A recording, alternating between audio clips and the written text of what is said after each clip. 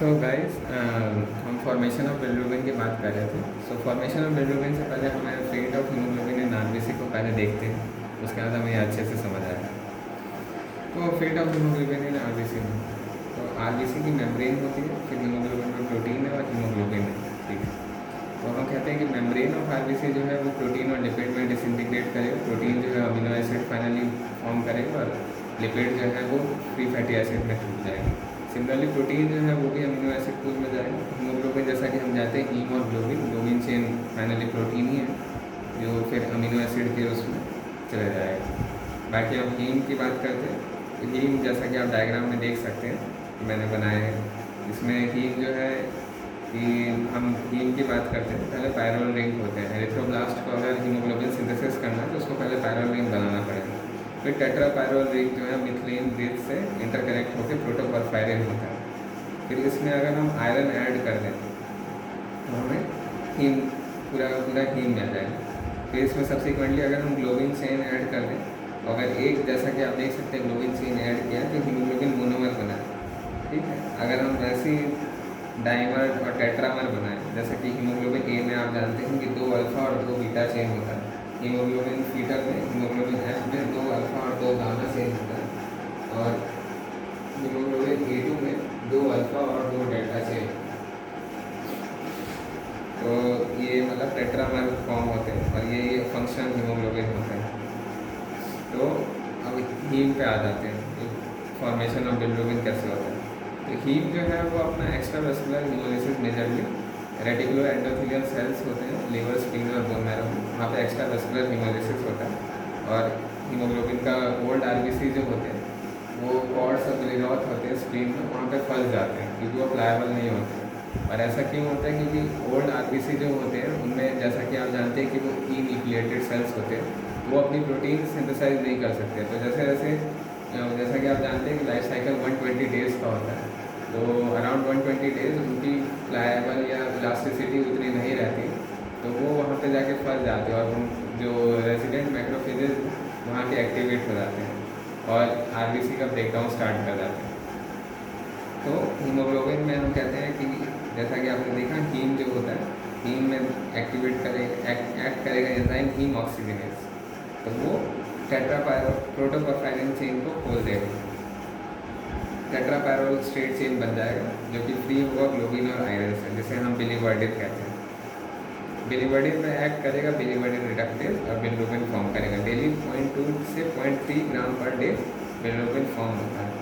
Iron का क्या होता है, तो आयरन जो है वो एपोफेरेटिन से, क्योंकि आयरन टॉक्सिक है, ऐसे बॉडी में हम छोड़ नहीं सकते, तो आयरन जो है एपोफेरेटिन से कंबाइन करता है, फेरेटिन बनाता है, और जब फेरेटिन के काफ़ी सारे मोनोमर बन जाते हैं तो वो फिर एक पॉलीमर बनाता है हीमोसिडेन। ये सब स्टोरेज फॉर्म होते हैं आयरन, जो कि आयरन जो भी बॉडी यूटिलाइज करता है कि एरिथ्रोब्लास्टिक प्रिकर्सर या other types of precursor cell बनाने में, ठीक है। इसे हम और अच्छे से देखते हैं। बाकी ये मैंने और सिंप्लीफाइड फॉर्मेट बनाया है, ये भी आप एक बार देख सकते हैं। हीमोग्लोबिन है, हीमोग्लोबिन टिश्यू मैक्रोफेज सिस्टम जो है वो स्प्लिट कर देता है हीम और ग्लोबिन चेन जो है वो अमीनो एसिड को, जैसे मैंने आपको बताया, हीम जो है वो आयरन और प्रोटोपॉर्फायरिन का, तो इसमें स्प्लिट कर जाएगा। एक तो आयरन हो जाएगा जो कि फेरस फॉर्म है, और रिमेनिंग पार्ट जो है वो ऑक्सीडाइज हो जाएगा बिलिवर्डिन। बिलिवर्डिन में एक्चुअल में ग्रीन पिगमेंट होता है, ये टेट्रापायरोल स्ट्रेट चेन जो कि फ्री होता है ग्लोबिन और आयरन से। फिर इसको हम रिड्यूस करते हैं अनदर एंजाइम से बिलिवर्डिन रिडक्टेज, जो कि बिलिरुबिन फॉर्म करता है। ये येलो ऑरेंज पिगमेंट होता है जो कि एक्सक्रीटेड होता है बाइल। फेरस फॉर्म जो होता है तो या तो वो रीयूटिलाइज हो जाएगा जैसे कि मैंने आपको बताया हीमोग्लोबिन के सिंथेसिस में, या फिर ये कंबाइन कर जाएगा एपोफेरेटिन जो कि टिश्यू प्रोटीन, और फेरेटिन या हीमोसिडेन की फॉर्म में ये स्टोर हो जाएगा लीवर में।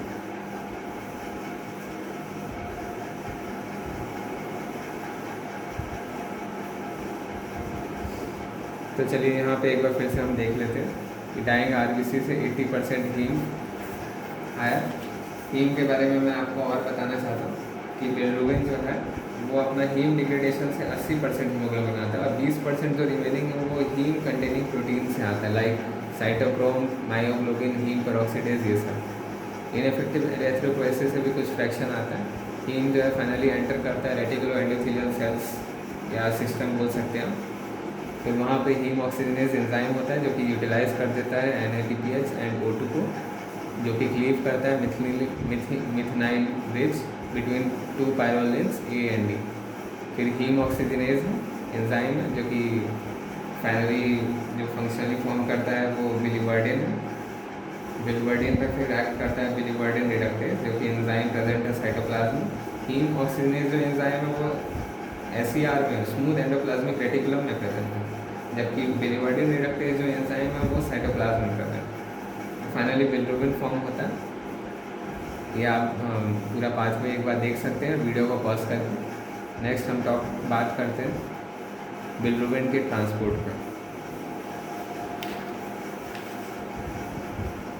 बिलिरुबिन के ट्रांसपोर्ट पर तो हमने देख लिया reticulo endothelial system, liver spleen bone marrow में एक्स्ट्रावेस्कुलर हेमोलिसिस से हीमोग्लोबिन ब्रेक डाउन होकर हीम बिलिरुबिन बना। फिर बिलिरुबिन जो वो कंबाइन करेगा एल्बुमिन के साथ, अनकॉन्जुगेटेड बिलिरुबिन बन जाएगा। फिर अनकॉन्जुगेटेड बिलिरुबिन जो है वो before entering into the liver वो डिसोसिएट कर जाएगा एल्बुमिन से। एल्बुमिन बिलिरुबिन कॉम्प्लेक्स एक्चुअल में फॉर्म होता है, वो सर्कुलेटरी सिस्टम में फ्लो करता है, लेकिन जैसे उसको लीवर से पहले लीवर में अपटेक होना होता है वो डिसोसिएट कर जाता है बिलिरुबिन से। बिलिरुबिन जो है वो ऑर्गेनिक एनायन ट्रांसपोर्ट प्रोटीन होता है, उसकी हेल्प से हेपेटोसाइट में एंटर करता है। उसके बाद फिर वो बाइंड करता है ग्लूटाथायोन से। ग्लूटाथायोन से बाइंड करने का हेल्प ये होता है कि रिफ्लेक्स को प्रिवेंट करता है। अगर ग्लूटाथायोन नहीं होगा तो ये बिलिरुबिन जो है ये वापस से रिफ्लेक्स बैक हो जाएगा सर्कुलेशन में, जो कि हम नहीं चाहते।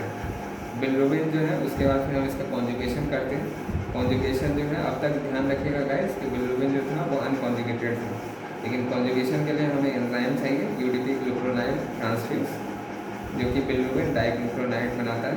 बिलिरुबिन से अनकॉन्जुगेटेड बिलिरुबिन जो है वो कन्वर्ट होकर बिलिरुबिन डाइग्लूक्रोनाइड, सम केसेस में बिलिरुबिन मोनोग्लूक्रोनाइड भी फॉर्म हो जाता है सम माइनर अमाउंट में। तो नॉर्मली जो है वो ATP की मदद से एक्टिव एक्सक्रीशन होता है बिलिरुबिन डाइग्लूक्रोनाइड का या कॉन्जुगेटेड बिलिरुबिन का बाइल में। अगर कोई ऑब्स्ट्रक्शन प्रेजेंट है तो MRP3 चैनल प्रोटीन यूज होता है, और तब जो कॉन्जुगेटेड बिलिरुबिन या बिलिरुबिन डाइग्लूक्रोनाइड है वो प्लाज्मा में एक्सक्रीट होता है, यानी कि वो यूरिन में जाएगा। अदरवाइज इन नॉर्मल सर्कमस्टांसेस जो एक्चुअल में बिलिरुबिन डाइग्लूक्रोनाइड बना है वो वाया ATP यूज़ करके MRP2 चैनल के थ्रू बाइल में एक्सक्रीट हो जाएगा। उसके बाद फिर जैसा कि आप देख सकते हैं कि बिलिरुबिन डाइग्लूक्रोनाइड जो है सर्कुलेशन से होते हुए बिलिरुबिन डाइग्लूक्रोनाइड जो है वो अपना बाइल में एक्सक्रीट होते हुए पहले कोलोन में रीच करेगा एंड फिर वो बैक्टीरिया से डीकॉन्जुगेट हो जाएगा। कोलोनिक बैक्टीरिया से डीकॉन्जुगेट होकर वो अनकॉन्जुगेटेड बिलिरुबिन अगेन फॉर्म करेगा, विच कन्वर्ट हो जाएगा यूरोबिलिनोजन में। तो ध्यान रखिएगा गाइस कि यूरोबिलिनोजन जो है वो कन्वर्ट किस वजह से होता है कि कोलोन में सर्टेन बैक्टीरिया होते हैं। यूरोबिलिनोजन जो फॉर्म हुआ वो 80% तो एक्सक्रीट हो जाएगा स्टूल में, 20% एंटर हो जाएगा एंटेरोपैथिक सर्कुलेशन में, स्मॉल अमाउंट ऑब्जॉर्व हो जाएगा और ट्रेसेस प्रेजेंट होगा यूरिन में इन नॉर्मल सर्कमस्टांस। मैं अगेन रिपीट कर देता हूँ, 80% जो है वो स्टूल में एक्सक्रीट हो जाएगा, 20% जो है यूरोबिलिनोजन का वो एंटेरोपैथिक सर्कुलेशन में सर्कुलेट हो जाएगा, और जो कि स्मॉल अमाउंट केवल ऑब्जॉर्व होगा बॉडी में और ट्रेसेस जो है वो यूरिन में जाएगा। लेकिन कुछ सर्कमस्टांसेस होते हैं, मैं पहले ही बता देता, इसको मैं बाद में एक्सप्लेन करूँगा। जैसे कि अगर इंक्रीज यूरोबिलिनोजन हो जाए यूरिन में, क्योंकि जैसे कि आप जानते हैं कि नॉर्मल सर्कमस्टांसेस में केवल ट्रेस अमाउंट यूरोबिलिनोजन का आएगा, लेकिन अगर काफ़ी एक्सेसिव अमाउंट या इंक्रीज अमाउंट आ रहा है यूरोबिलिनोजन का यूरिन में, इसका मतलब कोई पैथोलॉजिकल डिफेक्ट है, या तो एक्सेसिव हिमोलिसिस हो रहा है ड्यू टू सर्टेन डिसऑर्डर या फिर लिवर सिरोसिस, लिवर ही डिस्फंक्शन। अगर यूरोबिलिनोजन एब्सेंट है यूरिन, इसका मतलब कि देयर इज ऑब्स्ट्रक्शन ऑफ बिलियरिटी। जैसे कि आपको ऑब्स्ट्रक्शन वाला मैं एक्सप्लेन कर देता हूँ कि जब भी when we are having obstruction of our biliary then automatically जो यूरोबिलिनोजन जो फॉर्म है वो नहीं फॉर्म हो पाएगा, क्योंकि कॉन्जुगेटेड बिलिरुबिन को पहले तो आना पड़ेगा कोलोन के पास ताकि वो कोलोनिक बैक्टीरिया से डीकॉन्जुगेट हो सके ताकि यूरोबिलिनोजन फॉर्म हो। लेकिन जब ऑब्स्ट्रक्शन ही हो गया वो जो कॉन्जुगेटेड बिलिरुबिन है वो बाइल में कैसे आता है? अगर ऑब्स्ट्रक्शन हो गया तो बाइल में एक्सक्रीट ही नहीं हो पाएगा, बाइल में एक्सक्रीट ही नहीं हो पाएगा तो कॉन्जुगेटेड बिलिरुबिन जो है वो कोलन में कैसे पहुँचेगा, तो इसलिए यूरोबिलिरुबिन फॉर्मेशन होगा ही नहीं। इसलिए आप सिंपल रूल आउट कर सकते हैं, डिपस्टिक टेस्ट करेंगे यूरिन में, अगर यूरोबिलिरुबिन एब्सेंट हो गया यूरिन में, इसका मतलब आप 100% ये बोल सकते हैं कि देयर इज ऑब्स्ट्रक्टिव जॉन्डिस या ऑब्स्ट्रक्शन ऑफ बिलियरी ट्री। ठीक, तो अब हम नेक्स्ट देखते हैं।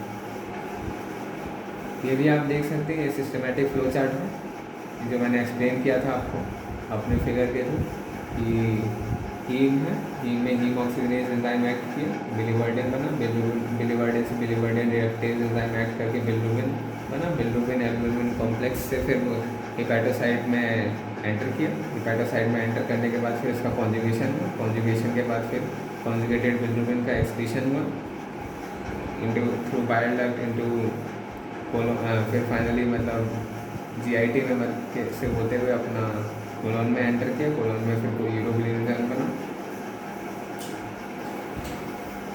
यूरोबिलिरुबिन बना